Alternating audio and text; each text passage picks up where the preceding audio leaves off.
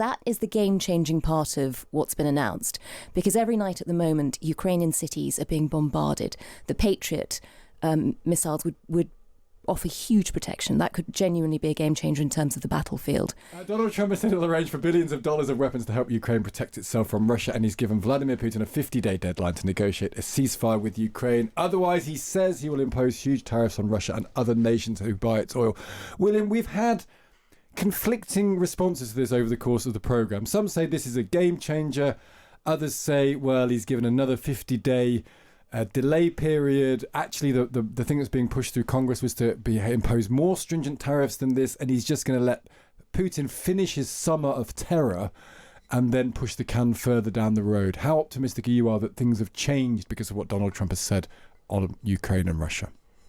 Well, I am on slightly on the more optimistic end here. It's like Churchill was once meant to have said that the United States will always do the right thing once it's exhausted all the other. And we're in that sort of situation. Trump has had 6 months when it was totally obvious from the beginning that Putin was playing him along, that he wasn't going to get any ceasefire or peace deal, just talking to Putin on the phone without putting any pressure on him. Well, now Trump's noticed that belatedly, but he does seem to have genuinely noticed it. And it's not just this 50-day tariff threat. What is really significant is the promise, including very quickly, of more weapons to Ukraine, that the United States will now supply more weapons, including critically needed air defense weapons, with European countries paying for them.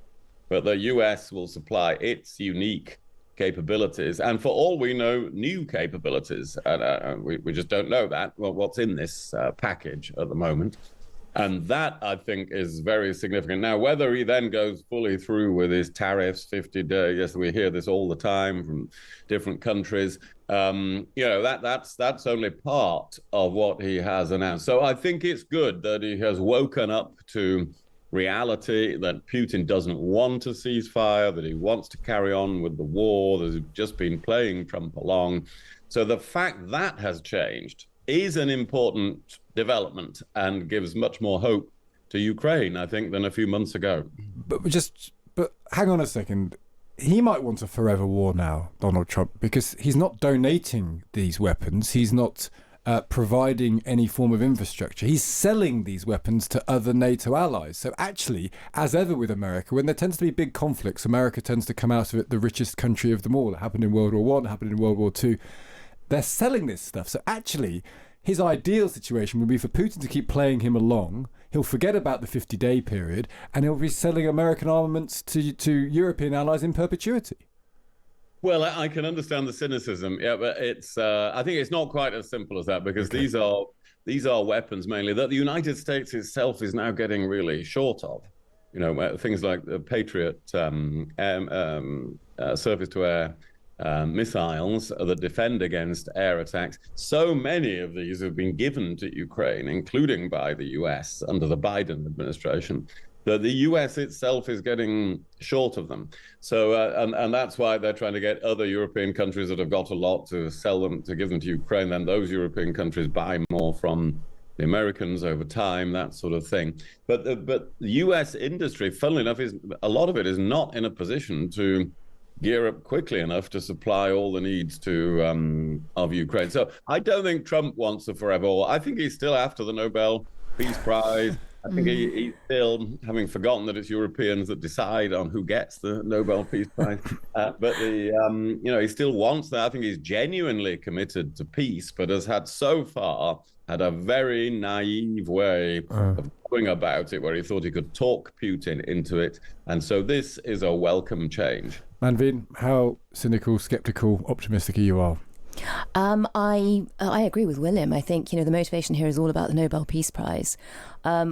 This costs America nothing, but I don't think they're going to make a massive profit out of it, because, as William says, they are struggling to produce Patriots fast enough. So we had a moment a few weeks ago where actually the Pentagon had said they weren't going to send the promised weapons because they decided they needed them for America's own security. So this is a huge turnaround in that. That is the game-changing part of what's been announced, because every night at the moment, Ukrainian cities are being bombarded.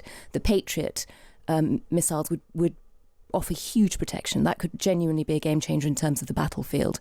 In terms of ending the war, that still feels a long way off. It was really interesting that sort of the Russian stock market actually rallied. It bounced up after this announcement because it wasn't as bad as the Lindsey Graham bill, the sledgehammer of 500% tariffs.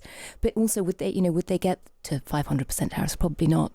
I mean, this is all relying on the madman theory of politics, but with Trump, it's a slightly confused, senile madman. Whereas with Putin, you genuinely don't think he's going to be dictated to by measures like this. He won't like being humiliated. That's not how he operates.